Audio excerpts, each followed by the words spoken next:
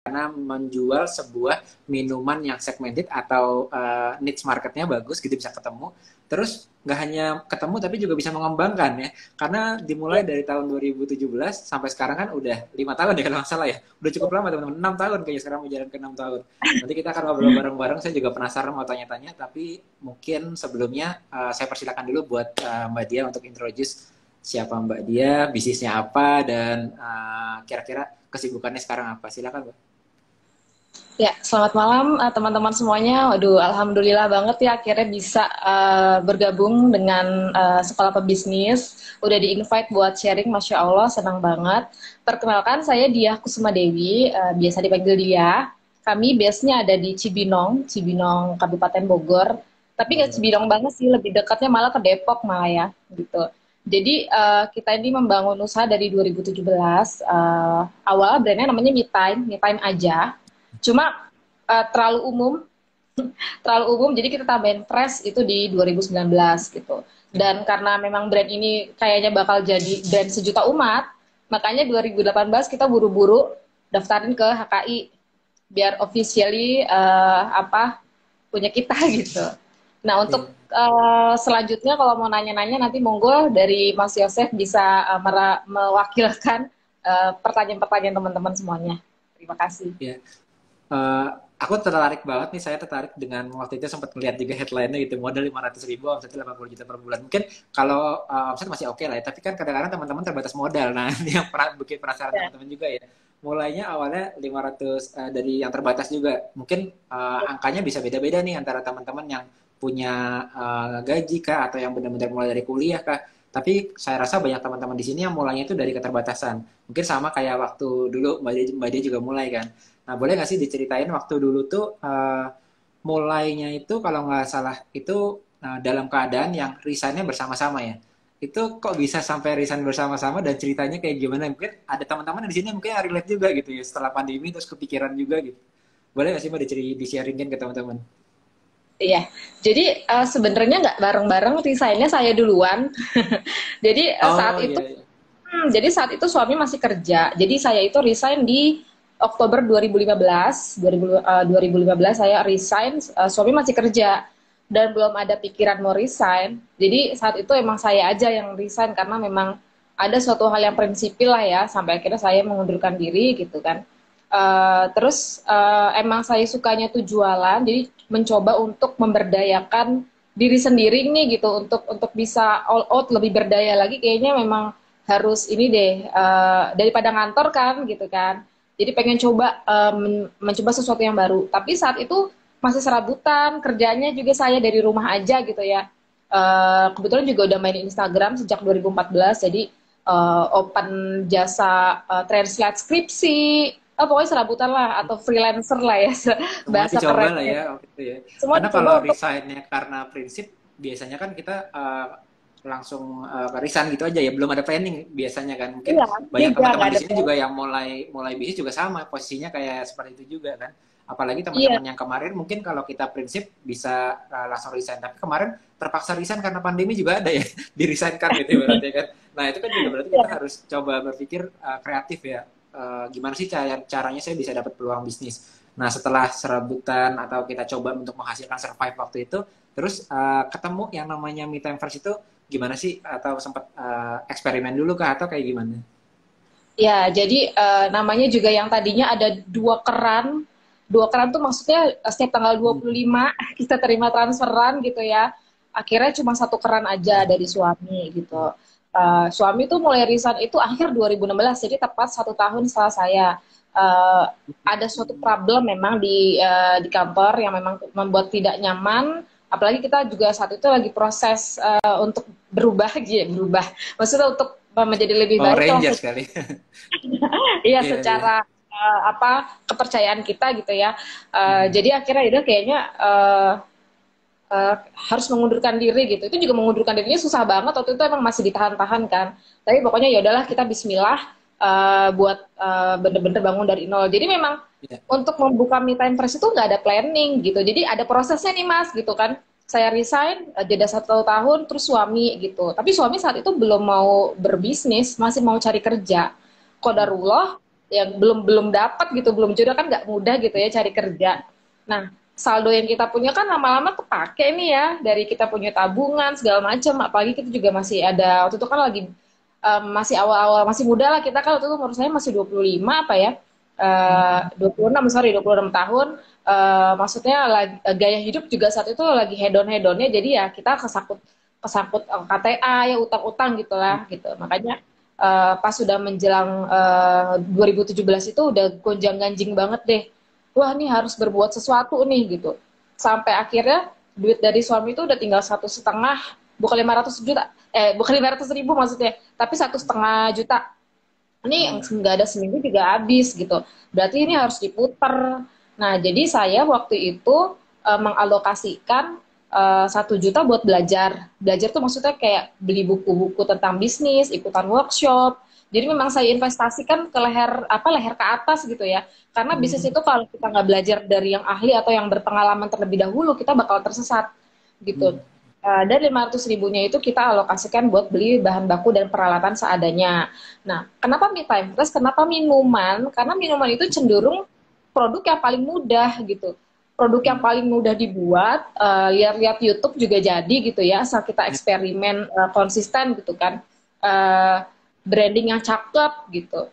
Jadi ya awal mulanya ya kenapa minuman, karena low budget gitu. Terus kenapa segmennya marketnya segmented juga karena saya tipe orang yang nggak bisa jor-joran di mass market gitu. Kan kalau mass market atau red ocean kita sebut ya, itu kan terlalu banyak kompetisinya gitu, banting-banting harga dan sebagainya. Saya nggak mau ngambil resiko. Lebih baik kita main di blue ocean tapi kita punya value gitu. Nah, jadi 5 bulan sebelum Me Time Fresh rilis, jadi di akhir 2016 itu saya udah prepare, yaitu ikutan kelas gitu, terus kita riset, bikin bisnis plan, bikin riset kompetitor, bikin resep segala macem lah gitu. Tapi ini Dari situ, kalau boleh tahu dari pengalamannya sebelumnya, berarti ini pertama kali buat brand. Mungkin jualan udah pernah sebelum-sebelumnya kan. Tapi untuk yang ngebuat brand ini baru pertama kalinya berarti ya. pertama Ternyata malah kalinya. langsung survive sampai sekarang ya, sampai tahun Ya, sekarang ini ke jalan ke ya. 6 tahun ini. Unik juga ya. Jadi biasanya orang masukin modal yang banyak itu buat biaya marketing yang banyak. Ternyata ini malah 2/3 dari modalnya gitu ya, 1 jutanya malah buat belajar dulu ya. Dan kayaknya Ya, itu langkah yang tepat ya kalau kita mungkin bukan orang yang, aku bukan dari keluarga yang langsung pebisnis, aku bukan dari SD, SMP, SMA-nya itu sekitarku teman-temanku udah bisnis gitu kan. Kalau kita enggak. benar-benar baru di sana, maka yang kita cari harusnya pasti ilmunya dulu ya, baru kita sambil kita nanti membuat produknya lebih bagus lagi ya. Iya, kita newbie banget mas. Circle kami tuh kalau di keluarga saya circle-nya PNS gitu. Jadi untuk mungkin Sama saya kayak saya, Mbak. Saya iya, ayah generasi, malah PNS.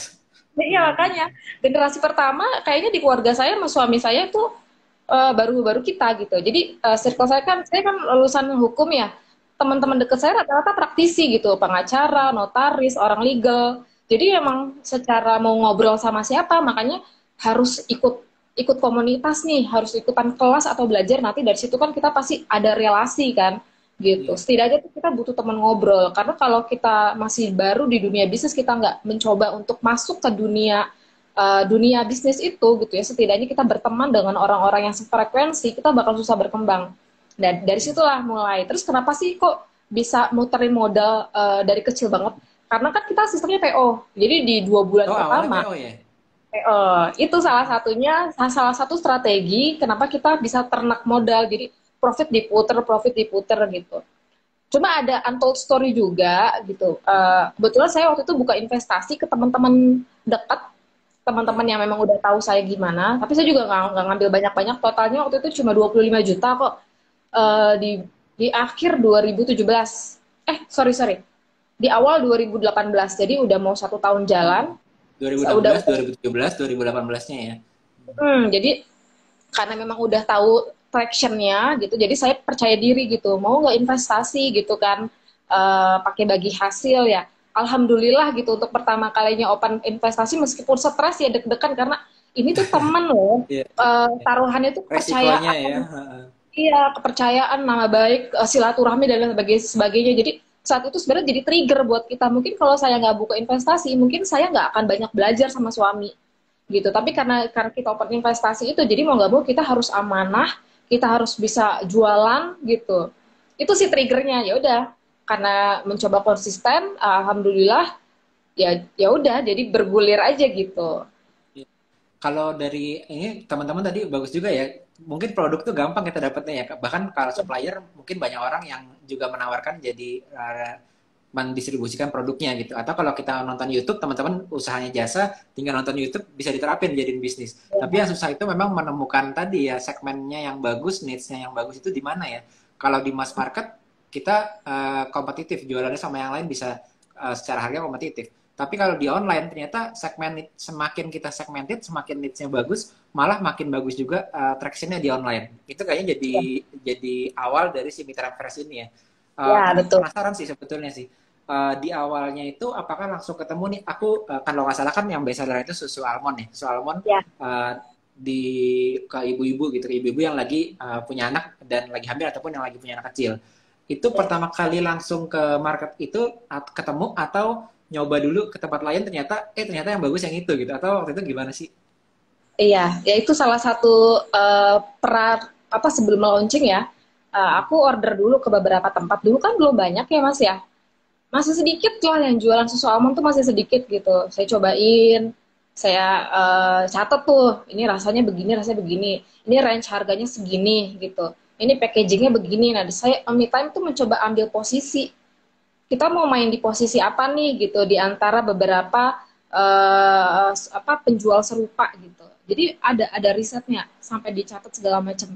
Terus sebelum kita launching ke online, ya pastinya ke circle terdekat ya di ring satu, jual apa harga promo gitu ya. Jadi kayak validasi market dulu nih ke teman-teman lewat Facebook, lewat WhatsApp gitu. Nah, alhamdulillah dari situ repeat order kan bisa jadi testimoni. Jadi kita Iya, kumpulin dulu tuh bahan-bahannya. Ibarat tuh kalau sekarang tuh sebelum kita kick off, kita udah punya bahan buat kita upload. Nah, dulu karena yang main Instagram juga belum banyak ya, iya, jadi algoritmanya juga nggak sesulit sekarang. Jadi dulu tuh saya juga emes ya, itu ya ada campur tangan Allah ya pastinya ya. Yang order itu sekali order tuh banyak gitu, 5 botol, 10 botol, maksudnya ada di range harga 300 ribuan ke atas gitu sekali order. Udah gitu dulu karena yang marketnya tertarget sekali ya, jadi nggak masalah sama ongkir. Dulu kan masih pakai ojol ya, iya, Gojek, belum ada ekspedisi kayak sekarang yang banyak pilihan. Dulu kan mahal-mahal tuh ongkirnya. Saya aja tuh iya. sampai takut gitu mau totalin, Bun maaf ini ongkirnya 85.000 nggak apa-apa Hmm. gitu loh. Saking saya takutnya ngasih tahu ongkirnya semahal itu, oh ternyata nggak masalah gitu. Berarti memang ini dibutuhkan gitu kan, nggak terlalu Iya. ngitung masalah ongkir. Jadi dikasih price list, langsung mesen ini nih, ongkirnya dikasih tahu, udah totalan transfer nggak pakai lama. Nggak ada yang namanya nawar-nawar, nego-nego, ya mungkin karena mereka udah tahu dan udah butuh ini produknya kayak apa gitu. Nah Iya. dari situ kan ada repeat order, kita jadi punya pelanggan loyal. Nah dari situ mulai mulai jadi pondasi sampai kita tuh bisa bertahan sampai sekarang. Hmm. Sorry. Itu kan sebelum ini ya. Oh ya, hari pertama kita open PO itu langsung 52 botol. Itu juga cuma dari Facebook, di luar yang offline. Nah, karena Iya, kita sistem PO kan berarti kita terima cash dulu nih di depan iya. kan. Jadi lumayan dong. Jadi kita sisihin buat belanja modal. Yang satunya lagi kita sisihin buat modal diputar kayak gitu-gitu lah. Hmm. Buat kebutuhan hidup, ya, buat makan, buat bayar listrik kayak gitu-gitu. Bayar-bayar ya tadi ya. Dan Iya. ini ya teman-teman ya. Jadi kalau kita memang modalnya terbatas, ternyata modal itu bukan jadi hal keterbatasan karena yang penting kalau kita di awal itu pinter muterin modal ya, bukan pinter untuk nyari modalnya dulu ya, tapi kita pinter muterin dari modal kecil diputar lagi, diputar lagi, diputar lagi. Dan untuk melakukan itu Iya. sebenarnya yang dibutuhkan adalah ilmunya ya, ilmu bisnisnya ya, ilmu marketingnya ya, supaya kita bisa muterin makin lama makin gede. Tadi yang menarik juga tuh kalau kita ciri-cirinya teman-teman jualannya masih agak sulit, mungkin belum nemu target market yang tepat. Karena tadi kalau marketnya udah tepat, beli ongkir sebesar yang cukup besar bahkan lebih mahal daripada harga produknya pun oke-oke aja sebenarnya. Itu Iya. ciri-cirinya udah nemuin market yang tepat. Jadi kalau teman-teman sekarang mungkin udah punya produk tapi susah jualannya, coba testing marketnya lagi. Mungkin teman-teman marketnya belum dapat yang pas juga nih gitu ya. Dan ternyata Betul. Meet Fresh dari awal mulai langsung langsung pas langsung nemu ya waktu itu ya. Iya. Karena PO-nya langsung 52 botol. ada apa ya itu karena ada hal-hal yang kita lakukan terlebih dahulu, nggak langsung bikin produk terus kita langsung jual. Nah kadang mungkin startnya salah gitu ya. Kebanyakan orang itu startnya salah. Nggak ada rencana gitu, nggak ada perencanaan, udah langsung aja jualan gitu. Padahal belum tahu nih produknya apakah dibutuhkan atau tidak, terus channel sellingnya mau seperti apa. Kalau kita kan udah ada perencanaan, kok bisa sih merencanakan bisa sestruktur itu, serapi itu? Karena kita bayar kelas, Iya. kita berani berinvestasi gitu. Bayangin 1,5 juta, 1 jutanya buat belajar gitu kan. Kadang saya juga mes juga sih kok bisa-bisanya berani gitu loh.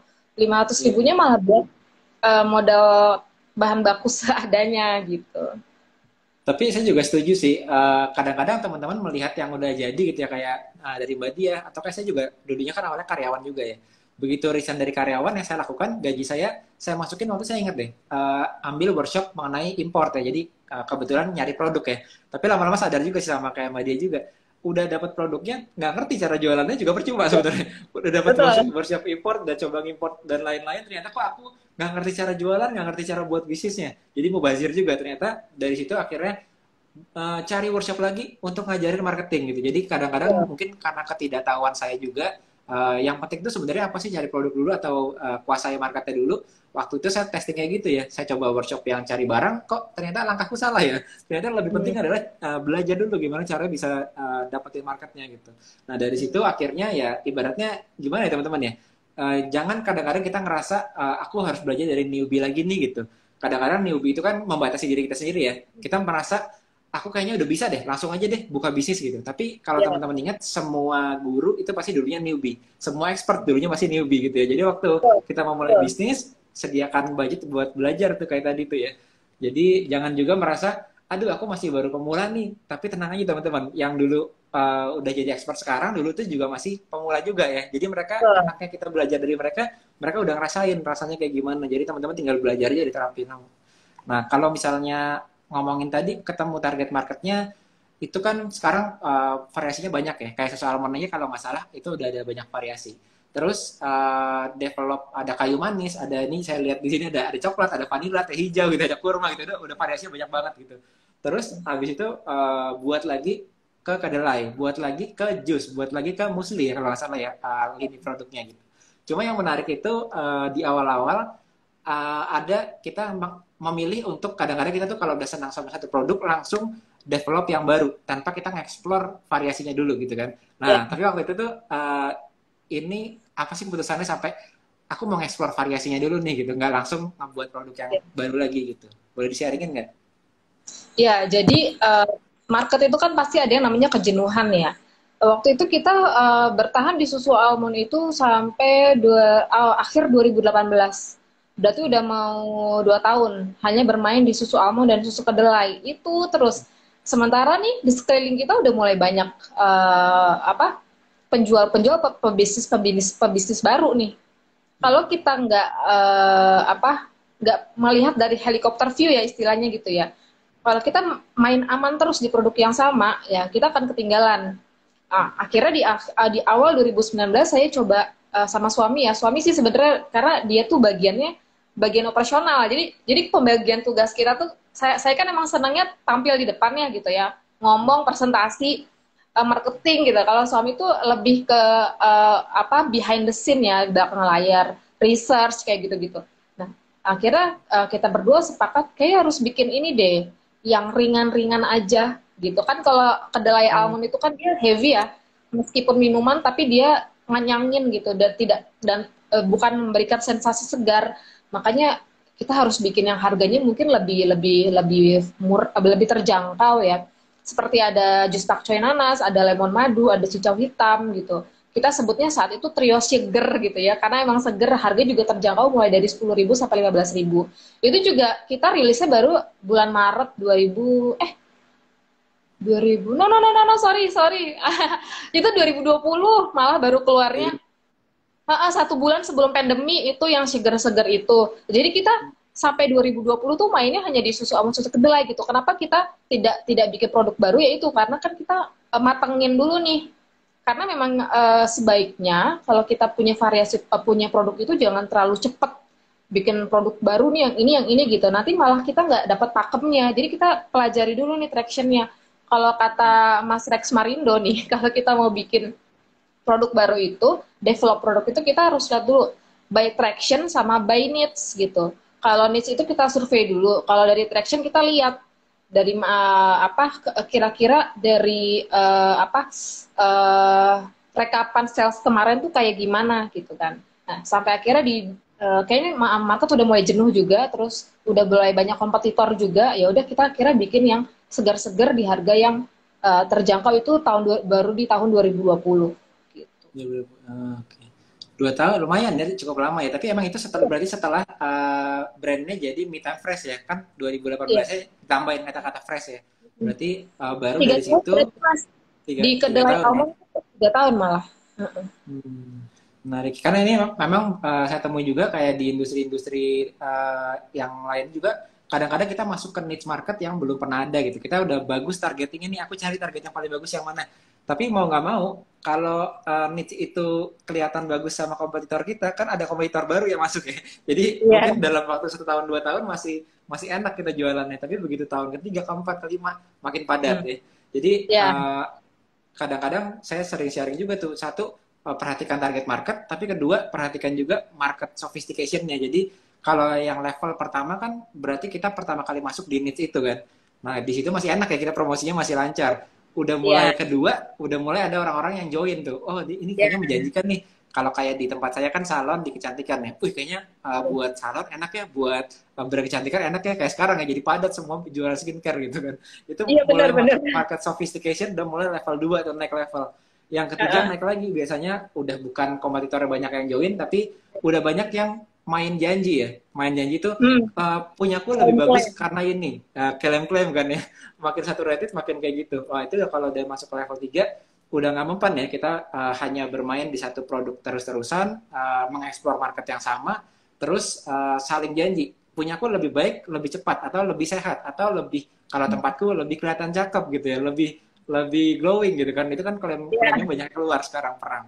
Nah biasanya masuk ke level yang selanjutnya, keempat tuh aku saranin, masuk ke unique marketing proposition. Jadi kita punya tagline yang berbeda untuk si brand kita. Nah ini aku sering nyaranin juga, kayak kemarin tuh ada yang jualan teh kan, tehnya teh yang teh diet gitu. Teh diet kan juga ini ya sempat hits ya. Dulu waktu hits pertama tuh teh pengurus badan, langsung tuh laris tuh brand yang si itu tuh yang pertama kali ada tuh.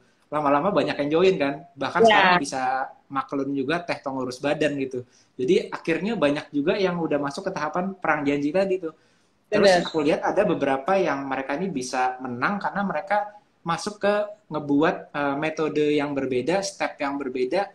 Kayak misalnya tehku itu mungkin bukan cuma janji lebih baik, lebih cepat kurus dalam 7 hari, tapi dia buatnya itu misalnya teh ini diproses menggunakan metode apa gitu.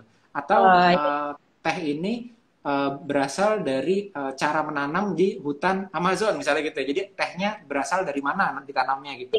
Nah jadi udah mulai pakai signature yang nggak dimiliki sama kompetitor lain.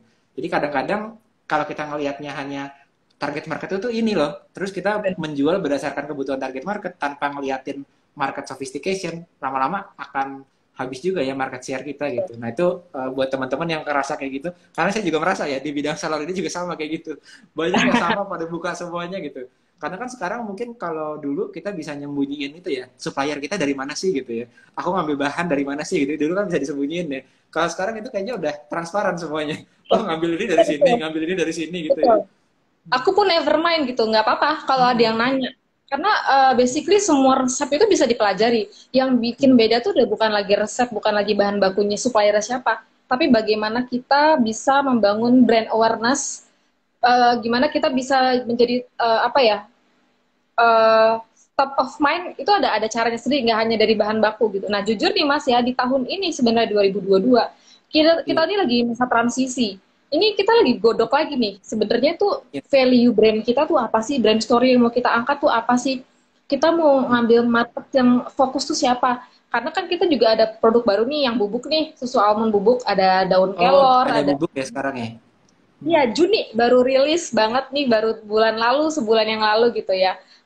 Karena kita mau scale up secara demografi, karena kan kalau yang ready to drink cuma demografinya terbatas ya, hanya di Iya. Jabodetabek. Kita juga pengen memperluas lagi nih ke seluruh Indonesia gitu. Nah ini juga lagi tahap validasi market, sedang berlangsung. Saya juga lagi sibuk bikin riset, bikin kuesioner gitu untuk dianalisa dan lain sebagainya. Ya itulah karena bisnis itu kan gak stagnan ya, akan terus berubah, dinamis. Makanya kita jangan berhenti belajar, jangan merasa cukup. Kalau bisa Hmm. ya kita stay foolish gitu ya, stay Stay foolish but curious keep ya, stay learning. curious, stay Iya, curious ya.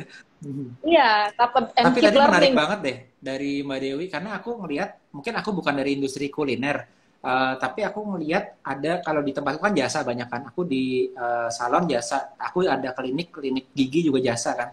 Itu kan berarti kita dibandingin kompetitor, aku nggak punya tanda petik resep rahasia kayak di kuliner. Tuh biasanya kan kalau kuliner, katakanlah yang di pinggir jalan ada gerobakan, kita bisa ada pokoknya di kotak sesuatu itu ada resepnya dimasukin ke nasi gorengnya gitu kan ibaratnya. Pasti ada resep sesuatunya tuh yang rahasia itu kan, yang bikin USP-nya dari si produknya itu. Nah kebetulan kalau di jasa kan kita nggak bisa punya kayak gituan sebenarnya, jadi nggak punya fitur itu sebenarnya. Karena kalau saya di salon ya semua orang bisa caranya sama gitu, nggak ada resep rahasianya. Maka aku udah sadarnya itu otomatis sadar bahwa yang membedakan adalah marketingnya sama brandingnya gitu. Tapi kalau di Betul. kuliner masih banyak teman-teman yang berpikiran bahwa aku harus buat produk yang bagus nih gitu ya, harus buat resep yang paling oke nih gitu ya. Kapan sih kira-kira dari prosesnya penemuannya Mbak Dia sendiri di Me Time Fresh itu? Kita kan dari awal kayak tadi ya, aku ngelihat produk dari YouTube tadi versinya Mbak Dia. Terus aku riset, aku lempar ke marketku nih pertama-tama. Langsung booming PO-nya. Itu aku rasa banyak teman-teman yang juga mengalami hal yang sama. Terus sampai titik apa kita sadar bahwa oh ternyata unique selling proposition dari produknya itu nggak cukup ya, tapi aku harus nambahin sesuatu nih, yaitu marketing dan branding. Itu kapan sih Mbak kesadaran itu datang? Iya, ketika mulai banyak teman di dunia sesama UMKM, sesama entrepreneur ya, selalu ngeklaim produk gue paling enak. Pokoknya produk gue tuh enak gitu. Kalau aku rasa kayaknya semua orang yang jualan tuh nggak mungkin jualinnya nggak enak. Iya nggak sih? Semua pasti layak gitu loh, secara rasa. Nggak mungkin ngejual sesuatu yang nggak bisa diterima lidah. Nah makanya kalau hanya sekedar enak, sekedar bahan baku fresh, kayaknya semua orang bisa lakuin itu gitu. Terus apa yang bikin beda? Oke, kayaknya konten marketing nih yang harus divariasikan gitu ya, lebih kreatif. Makanya kekuatan Me Time salah satunya adalah di konten. Nah, bahkan sampai saat ini ya, kalau dulu kan masih saya ngerjain ini, karena emang saya juga passionate sih di dunia konten desain itu emang Iya. saya suka banget. Nah, sekarang karena udah nggak bisa ngurusin itu, akhirnya saya hire orang sosial media spesialis sama konten kreator. Ya, kita bikin brand guideline, ya, terus kita briefing, kita mau temanya apa, color palette-nya gimana. Ya udah, jadi kita perbanyak konten-konten itu, kita bikinin juga captionnya. Jadi marketer-marketer atau reseller kita pas mau posting itu udah pusing lagi, tinggal ambil di channel Telegram. Jadi kita upload tuh ada 1.000 lebih di channel Telegram kita. Ada Iya. caption itu tinggal kopas-kopas aja gitu, tapi Oh jangan iya. tapi kita juga ngajarin juga, karena caption yang dikopas sama caption yang bikin sendiri itu energinya beda. Energi yang diterima sama netizen atau pembaca tuh beda. Makanya kita menyediakan, kita memfasilitasi materi promosi, tapi kalau bisa kalian juga belajar bikin. Karena kalau kalian pinter itu bukan buat kita, buat kalian juga. Someday kalian gak sama Me Time lagi, kalian bisa lebih melebarkan saja. Intinya tuh kita bisa menduplikasi ilmu ke tim gitu. Untuk urusan tartim bakal setia apa enggak itu udah urusan dia. Yang penting kita udah do the best buat Me Time sendiri, kita udah do the best juga buat tim. Rezeki nggak akan ketukar, jadi mindsetnya segitu. Nah karena memang kita udah mulai solid nih, jadi ya udah, jadi exposure-nya tuh naik karena marketer marketer ini posting gitu kan. Jadi kita organik gitu tanpa buzzer, tapi dengan pasukan reseller yang kita punya itu udah lumayan membantu menaikkan exposure kita di media sosial seperti itu. Iya. ya ibaratnya buzzernya adalah circle-circle-nya si marketer itu ya. Karena kan Ya, sebenarnya mereka kalau sekarang kalau di kayak di tempatku kan ada endorse mastery itu kan e-course sekolah pebisnis tuh. Aku ya, aku bilang udah lihat. kita jangan mikir buzzer atau influencer itu mereka-mereka yang jutaan followernya gitu. Bahkan Benar-benar. aku sama nih kayak kayak Mbak Dia juga nih waktu awal mulai bisnisku di online itu yang aku bilang buzzer itu justru mereka-mereka yang followernya cuma 1.000 follower, 5.000 follower atau bahkan 500 follower itu kan sebenarnya buzzer-buzzer juga kan gitu yang kayak timnya sama dia ini gitu yang mereka nih punya circle-circle sendiri gitu. Nah waktu teman-teman mulai mungkin kita nggak harus mulai dari kepikiran buzzer yang aku mau hire nih yang followernya udah 1 juta udah belasan juta gitu ya kita baru mulai dengan budget yang kayak tadi kayak Mbak Dia kayak aku juga waktu mulai terbatas ya 500.000 atau 1,5 juta mungkin kena ke satu buzzer aja belum tentu mau ya buzzer ya Betul, mungkin buzzer yang betul. udah 1 jutaan harganya udah mahal banget gitu. Rate-nya juga udah gila-gilaan mas. Saya udah nyatet ya si ini, si ini, si ini gitu. Tapi ya udah ujung-ujungnya kita kan pasti perhitungan lagi ya. Gimana caranya kita low budget tapi konversi gede lah. Gimana tuh? Betul, betul.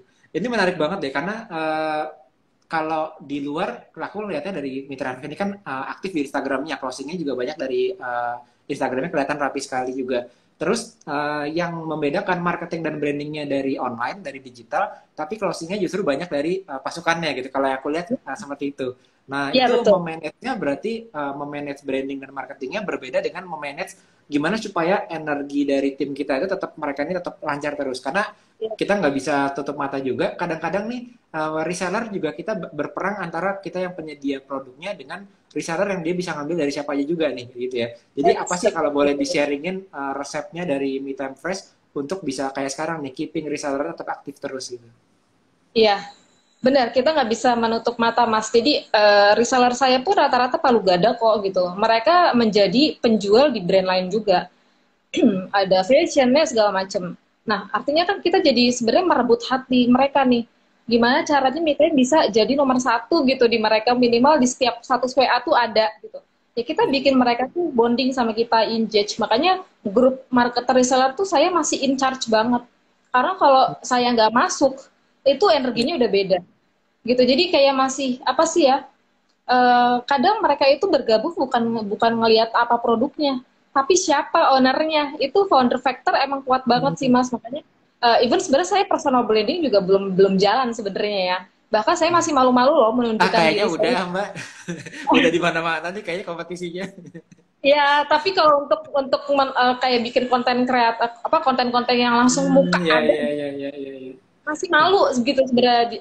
Paling kalau kebutuhan kompetisi sih baru nongol gitu. Makanya tadi pas Mbak Mandananya mau live di mana, di Me Time Press apa di IG pribadi? Oh, IG pribadi aja deh. Karena saya sendiri masih belum begitu percaya diri sih gitu untuk jor-joran Me Time is me gitu kan. Ya, paling yang gitu sih kita menjaga bonding ada engagement ke marketer dan reseller. Mereka tuh nyaman loh ada di grup. Dia mau jualan kayak mau enggak kayak ya mereka stay di grup gitu. Someday ada promosi atau ada apa, mereka pasti order kayak gitu. Tapi aku mau info juga nih ke teman-teman yang mungkin belum tahu.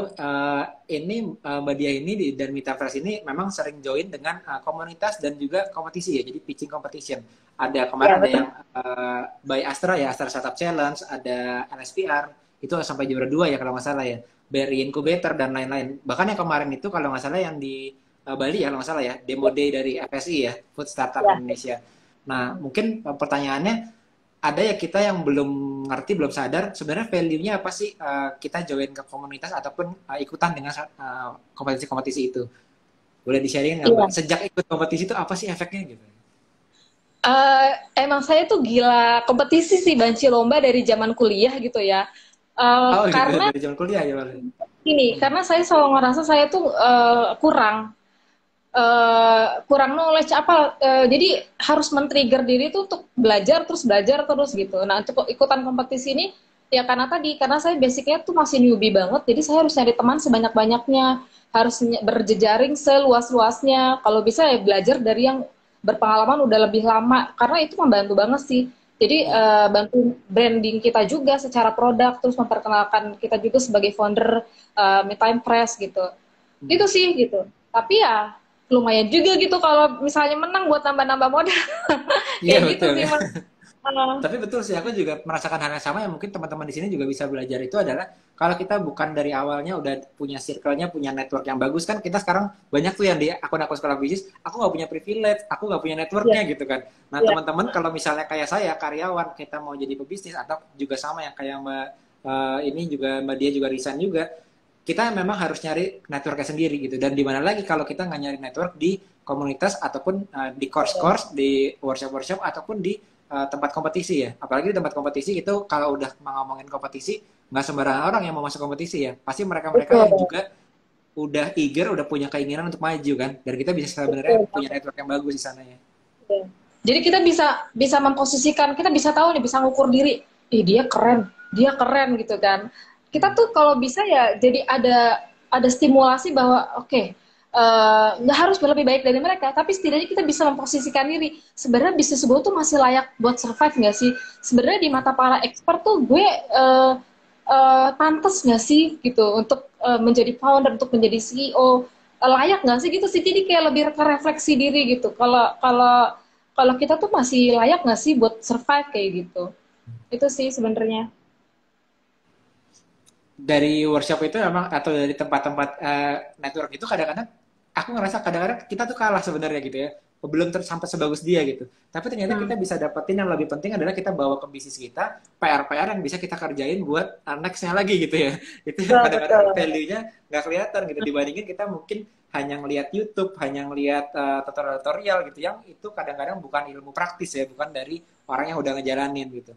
Nah kalau dari Me Time Fresh sendiri ini kayaknya kan targetnya awalnya adalah ibu-ibu yang melahirkan lalu sedang hamil karena kan ASI booster dan juga ibaratnya untuk nutrisi ya, nutrisi ibu hamil ya.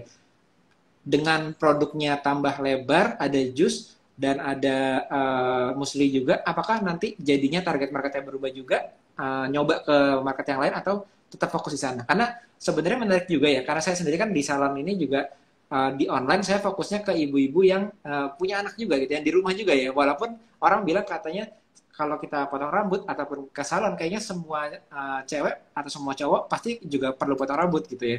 Tapi ternyata kalau masuk di niche tertentu kan besar juga. Kayak saya kebetulan karena niche-nya sama ibu-ibu punya anak kecil juga, saya meriset untuk yang salon saya ini itu satu Singapura lahir setiap tahunnya di Indonesia kan. Jadi jumlah anak kecil yang lahir di Indonesia itu sebanyak gitu gitu. Jadi sebenarnya Hmm. marketnya gede banget kan, market ibu-ibu yang punya anak gitu. Tapi saya nggak tahu nih karena bisnisnya udah berjalan 5 tahun bahkan ke 6 tahunan kadang-kadang kita mau coba untuk ke target market yang lainnya juga. Kalau dari mitra invest itu gimana? Ya, jadi sebenarnya ini yang jadi masukan para judges ya, para mentor gitu. Kamu nih produknya kebanyakan, kamu harus fokus gitu. Ada produk hero, harus kamu tentukan produk hero kamu tuh di meantime tuh apa.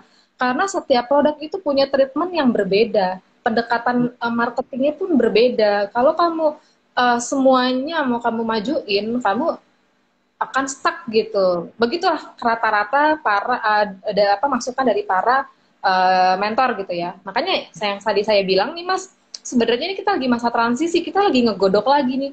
Kalau udah ngomongin visi misi, saya bingung gitu loh. Kayak visinya apa? Misinya apa? Brand value-nya apa? Brand story-nya apa? USP-nya apa? Culture company-nya apa? Culture team-nya gimana? Gitu. Produk statement-nya apa? Wah, berat banget. Nah, ini yang lagi kita mau coba benerin gitu. Memang sih kelihatannya, bukannya udah ini ya, saya tuh orderan jalan terus. Kan bisnis gak cuma jualan. Iya. Banyak hal-hal yang harus dibenerin di belakang layar kan seperti itu.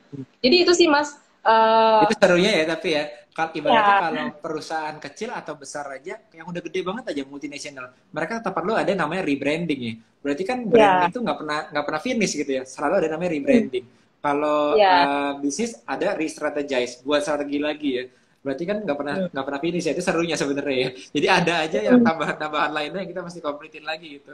Nah, kalau misalnya di Mitra Fresh sendiri, dari mungkin aku penasaran justru buat teman-teman di sini yang lagi merintis bisnisnya tadinya udah profitable nih. Tadi kan sempat mention bisnis itu nggak hanya jualannya aja. Nah, sekarang teman-teman di sini udah ada yang jualannya cukup oke nih. Mungkin juga melakukan PO dan PO-nya booming juga nih, bagus juga nih. Udah profitnya jualannya udah mulai kelihatan. Berarti kan udah nemu target marketnya.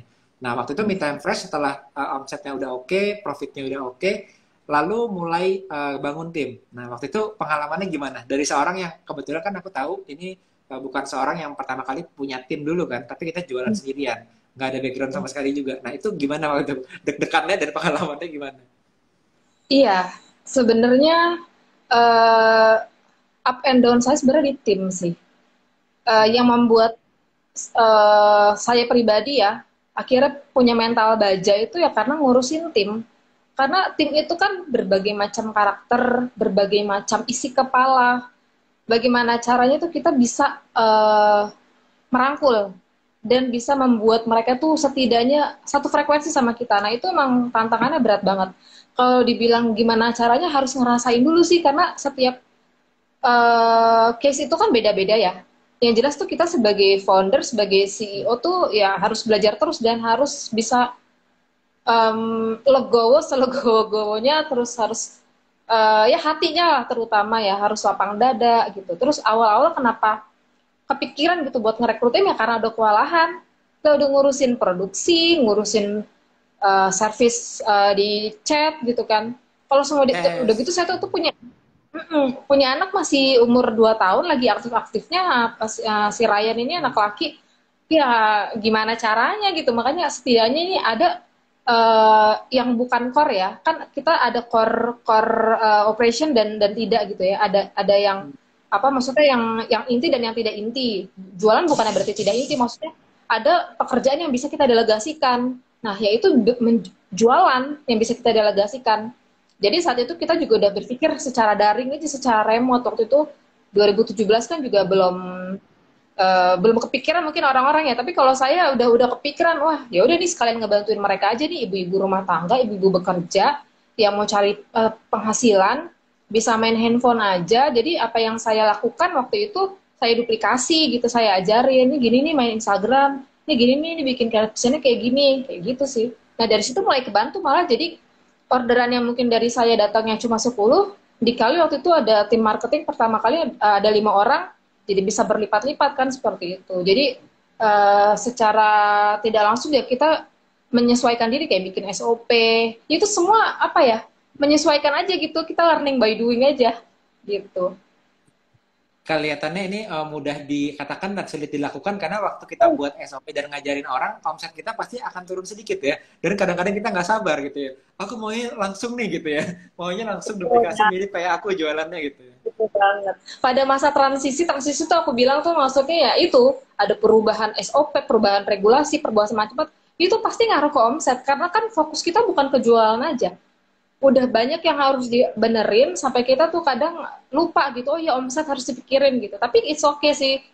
Namanya juga baru pertama gitu. Apalagi nggak punya privilege. Jadi aku rasa ini masih on track gitu. Itu untuk ini ya, untuk menghargai diri sendiri tuh kayak gitu. Biar kita tuh nggak ngerasa insecure sama orang yang 1 tahun udah melejit, 2 tahun udah melejit. Itu timeline-nya mereka, itu garis waktunya mereka. Mungkin garis waktunya kita ya nggak kayak gitu. Yang penting kita udah di titik 5 tahun itu udah bagus. Kita nggak sampai rugi. Kayak yang lain-lain mungkin ya sampai miliaran gitu kan. Apalagi punya hutang nggak apa-apa lah kita masih di bootstrap ya istilahnya masih di fase bootstrap it's okay. Yang penting kita nikmatin aja dulu prosesnya karena kan semua yang sukses-sukses nggak mungkin instan gitu kan jadi ya jangan Hmm. sampai terpengaruh lah sama yang lain yang udah pada cepat-cepat gitu kita nggak pernah tahu mungkin berdarah-darahnya mereka mungkin di waktu yang lalu gitu kalau me time itu kan Betul. Kadang-kadang bener-bener di udah punya ini bisnisnya berapa kali dulu lama, udah 10 betul tahun dia jatuh bangun di bisnis yang baru ya ini ternyata jadi cepat kelihatannya ya. Padahal sebetulnya itu dibangun dari pengalaman sebelum-sebelumnya di bisnis lainnya gitu. betul. Nah, Hmm. itu mindset Itu yang harus penting banget dibangun memang. buat para entrepreneur baru ya seperti itu. Jadi jangan ngerasa, ih cepet banget ya. Kalau saya lihat di komen-komennya kan yang waktu itu postingannya saya sama suami ya, yang saya punya privilege, apa saya cuma ketawa-tawa aja. Ya, ya, ya, ya. Gitu ya, apa ya. Oh, dipantau Orang juga ternyata nih sama Mbak Dian. iya, orang boleh berpendapat ya itu sah-sah aja. Tapi kan kita yang tahu, kita yang ngejalanin gitu. Hmm. Tapi ya memang orang sukanya yang instan-instan gitu ya Mbak. Jadi akhirnya Iya, itu sebenarnya untuk nyolek sih gitu ya. Oh ternyata yang iya. dibaliknya Biasanya kan kita suka habis kita posting artikelnya terus kita ajak ngobrol gitu ya. Ada yang mungkin udah umur baru 17, umur baru 20, tapi ternyata udah kelihatannya booming gitu kan. Ternyata resource-nya dari tempat yang lain gitu. Oh, ternyata ada koneksi dari sini atau ada resource dari yang Iya, lain gitu. Itu kadang-kadang ada hal-hal yang tidak terlihat sebenarnya ya. Jadi memang betul. bisnis itu nggak pernah instan ya teman-teman ya. Mungkin kadang-kadang kalau ada yang kelihatan instan, nah itu yang mesti ditanyain tuh sebenarnya. Kok bisa instan ya gitu ya. Nah, kalau boleh, ini kan Mbak Dia juga selain tadinya mulai dari profit, udah profitable, profitnya diputar, putar, putar, putar, putar, akhirnya bangun tim. Dari bangun tim, udah jalan tim penjualannya, terus mulai kalau saya istilahnya business development ya. Jadi ada bedanya teman-teman. Marketer, seller, sama kita yang ngedevelop bisnis kita jadi lebih maju lagi kan. Jadi role-nya udah mulai ke business development nih sekarang. Nah, untuk masuk ke business development ini salah satu yang penting kan ada personal branding juga nih. Tadi udah sempat disinggung sama Mbak Dia juga nih. Kalau kita sebagai entrepreneur, aku sih juga setuju nih.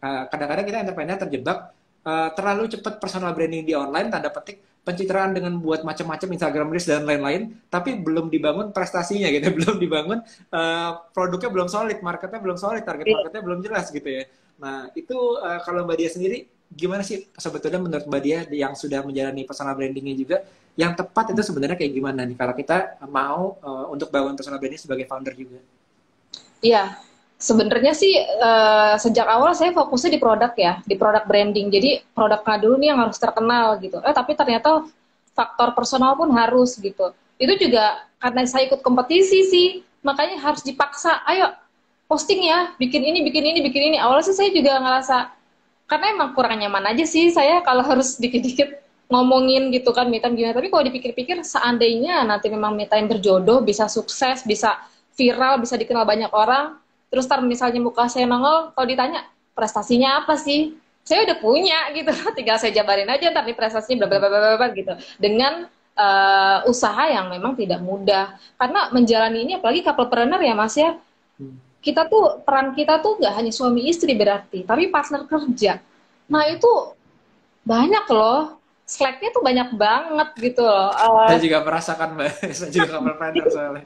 Yang mudah Iya, gitu. iya, iya. Apa, Betul, betul. iya enak tapi bener kompak gitu. Kalian nggak tahu aja bagaimana di belakang layar gitu. Karena sebagai istri, sebagai suami, sebagai partner kerja di dalam satu atap itu kalau kita nggak bisa wise ya atau dewasa, nggak ngerti deh.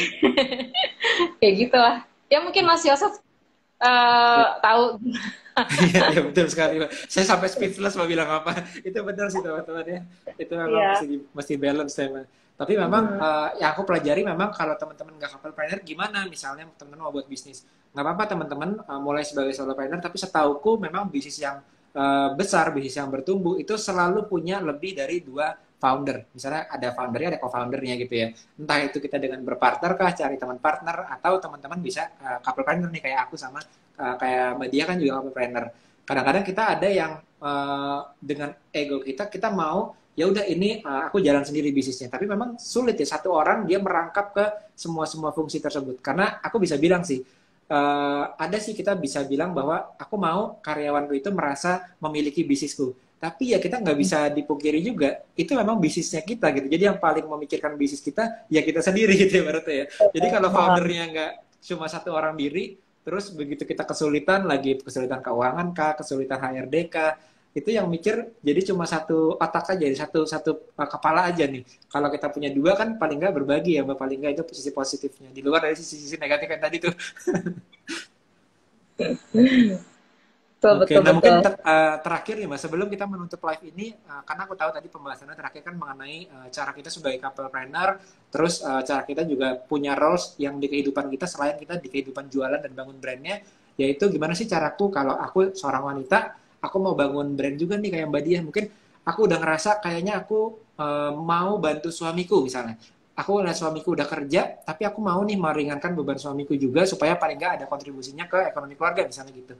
Apa sih tips-tipsnya supaya bisa merintis juga kayak Mbak Dia? Silakan Mbak.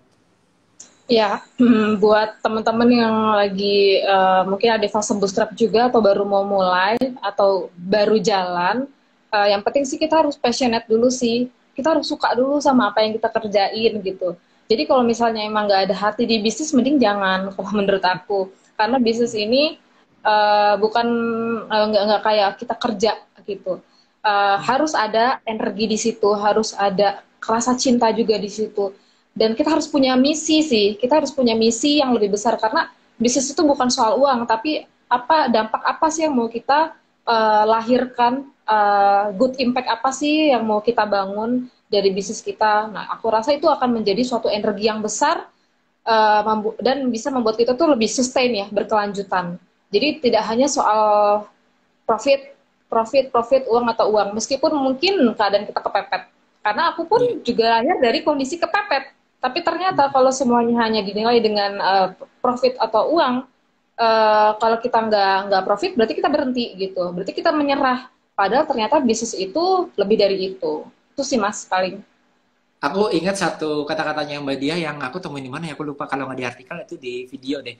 Jadi lebih baik kita jadi susah di jalur atau tempat yang kita suka dibandingin kita jadi susah di tempat yang kita nggak suka ya. Karena kita sama-sama susah sebenarnya gitu kan. Mau Ya, jadi benar. karyawan susah, mau jadi ibu rumah tangga, jadi ayah ibu susah, mau jadi pebisnis juga susah semuanya. Tapi lebih baik kita susah di tempat yang kita suka ya dibandingin kita susah di tempat yang kita nggak suka. Jadi itulah pentingnya punya passion, tempat teman-teman yang cocok itu di mana. Thank you Mbak Dia udah sharing-sharing. Nanti kalau teman-teman mau belajar ya mungkin ibu rumah tangga juga tadi yang udah ngeliat video ini, teman-teman bisa join juga ya ke resellernya dari Meet and Fresh ataupun ke marketernya ya.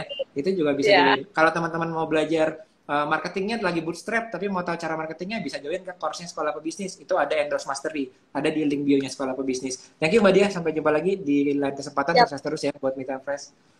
Mari ya. Mbak. Assalamualaikum. Waalaikumsalam.